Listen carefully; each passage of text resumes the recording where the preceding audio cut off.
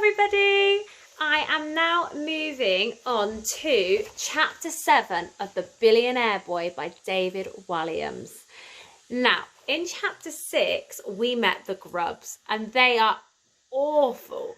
They are twins, can't tell them apart, who are just being really unkind to Bob and to Joe. And Joe has a plan. We don't know what that plan is yet, but he wants to get the Grubs off their backs forever. So, chapter 7, are we ready? It is called Gerbils on Toast. Now, I think that sounds disgusting, but let's find out what it's all about. I bought you something, said Joe. He and Bob were sitting on the bench in the playground, watching the more agile kids play football. Just because you're a billionaire doesn't mean you have to buy me anything, said Bob. I know, but Joe brought a large bar of dairy milk out of his bag. Bob's eyes couldn't help but light up a little. We can share it, said Joe, before snapping off a tiny square of chocolate, then breaking that tiny square in half. Bob's face fell. I'm only joking, said Joe. Here. He handed Bob the bar to help himself. Oh no, said Bob. What? Said Joe. Bob pointed. The Grubs were walking slowly across the playground towards them, right through the games of football. Not that anyone dared to complain. Quick, let's make a run for it, said Bob. Where? The dining room? They wouldn't dare go in there. No one does. Why? You'll see. When they burst into the dining room, it was completely empty, aside from a lone dinner lady. The Grubs burst in a few paces behind them, their gender still uncertain. If you aren't eating, get out, shouted Mrs. Trafe. But Mrs. Trafe, said either Dave or Sue. I said out. The twins reluctantly retreated as Joe and Bob tentatively made their way to the serving counter. Mrs. Trafe was a large, smiley soul of dinner lady age. Bob had explained on the way to the canteen that she was nice enough, but her food was truly revolting. The kids in the school would rather die than eat anything she cooked. In fact, they probably would die if they ate anything she cooked. Who's that then? Said Mrs. Trafe, peering at Joe. This is my friend Joe, said Bob. Despite this vile smell of the canteen, Joe felt warmth spread through him. No one had ever called him their friend before. Now, what would you like today, boys? Mrs. Trafe said with a warm smile. I have a very nice badger and onion pie, some deep-fried rust, or, for the vegetarians, I have jacket potatoes with sock cheese. It all looks so nice, said Bob, lying as the Grubs stared in at them through the grimy windows. Mrs. Trafe's cooking was truly unspeakable. A typical week's menu for the school canteen looked like this. Monday, soup of the day, wasp.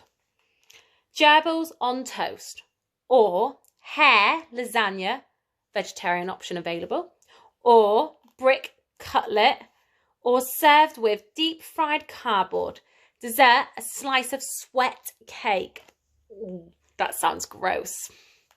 Tuesday, soup of the day, caterpillar consomme, macaroni snot, vegetarian option, or roadkill bake, or slipper frittata, or served with spider's web salad. Dessert, toenail ice cream. Ooh. Wednesday, soup of the day, cream of hedgehog, parrot kedgeree, may contain nuts, or dandruff risotto, or bread sandwich, slice of bread between two slices of bread. I think that sounds like the most delicious thing so far. Or char-grilled kitten, which is the healthy option apparently, not for the poor kitten. Or soil bolognese, or serve with either boiled wood or deep fried iron fillings. Dessert, squirrel dropping tart with cream or ice cream. Now, if you don't know what droppings are, it means poo. It's a poo tart. Thursday, Indian day. Soup of the day, turban. To start, paper poppadoms, A4 or A3 with chutney. Main course, wet wipe tandoori, vegan option. Or moth korma, which is quite spicy, apparently. Or newt vindaloo, which is very spicy. Or serve with bogey bhajis. Dessert, a refreshing sand sorbet. Delicious.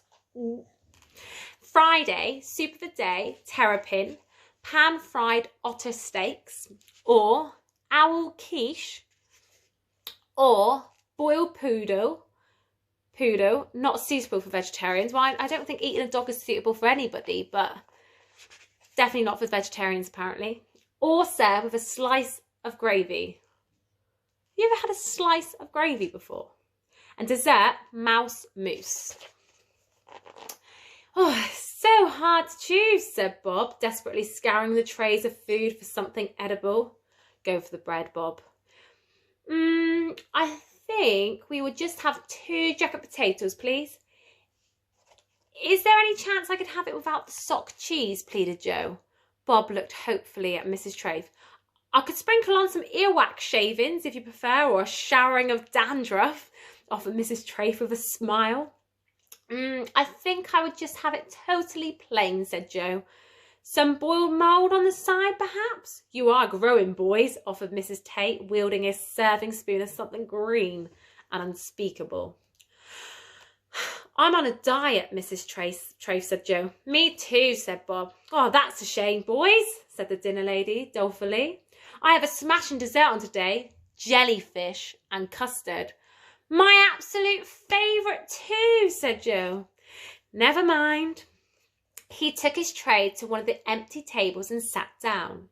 As he put his knife and fork into the potato, he realised that Mrs. Trafe had forgotten to cook it. How are your spuds? Called Mrs. Trafe across the hall. Delicious, thank you, Mrs. Trafe, Joe called back as he pushed his raw potato round the plate. It was still covered in soil, and he noticed a maggot burrowing out of it. I hate it when they are too well done. This is perfect. Good, good, she said. Bob was trying to chew his, but it was so utterly inedible, he started crying. Something the matter, boy? Called Mrs. Trafe. Oh, no, it's delicious, so delicious that these are tears of joy, said Bob. Dring! Once again, that wasn't your doorbell, reader. That was the bell to signal the end of lunch.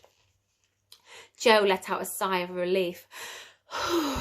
Dinner hour was over. Oh, what a shame, Mrs. Trafe, said Joe. We have to go to our maths lesson now. Mrs. Trafe limped over and inspected their plates. You've hardly touched them, she said. Sorry, it's just so filling and really, really tasty, though, said Joe. Second Bob, still crying. Well, it doesn't matter. I can put them in the fridge for you and you can finish them off tomorrow. Joe and Bob shared a horrified look. Really? I don't want you to go into any trouble, said Joe. No trouble at all. See you then. And I've got some specials tomorrow. It's the anniversary of the bombing of Pearl Harbor, so it's Japanese Day. I'm doing my armpit hair sushi, followed by tadpole tempura. Boys? Boys? I think the grubs have gone, said Jerk Bob as they sneaked out the canteen. I've just got to use the bog. I'll wait for you, said Joe. He leaned against the wall as Bob disappeared through a door. Usually, Joe would have said that the lavatories were smelly and he'd have been horrified to have to use them after the privacy of his own en-suite bathroom with an emperor-sized bath.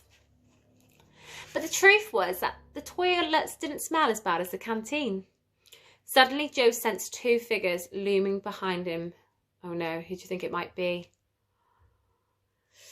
He didn't need to turn around. He knew it was the grubs. Where is he? Said one. He's in the boys' loos, but you can't go in there, said Joe. Well, not both of you. Anyway, where's the chocolate bar, asked the other. Bob's got it, said Joe. Well, we'll wait for him then, said the grub. The other grub turned to Joe, a deadly look in his eye. Now give us £1, unless you want a dead arm, that is. Joe gulped. Actually, I'm glad I bumped into you two guys. Well, guy and a girl, obviously. Obviously, said Dave or Sue. Give us £1. Wait, said Joe. It's just, I wonder. Give him a dead arm, Sue, said a grub, revealing for perhaps the first time which of the twins was male and which was female. But then the grubs grabbed Joe and spun him around, and he lost track again. No, wait, said Joe. The thing is, I want to make you two an offer. And that is the end of chapter 7. I wonder what offer he's going to make. Now, remember, he is the billionaire boy. So do you think it's going to be to do with money? And do you think Joe's going to stick to his offer? I wonder. Take care. Bye.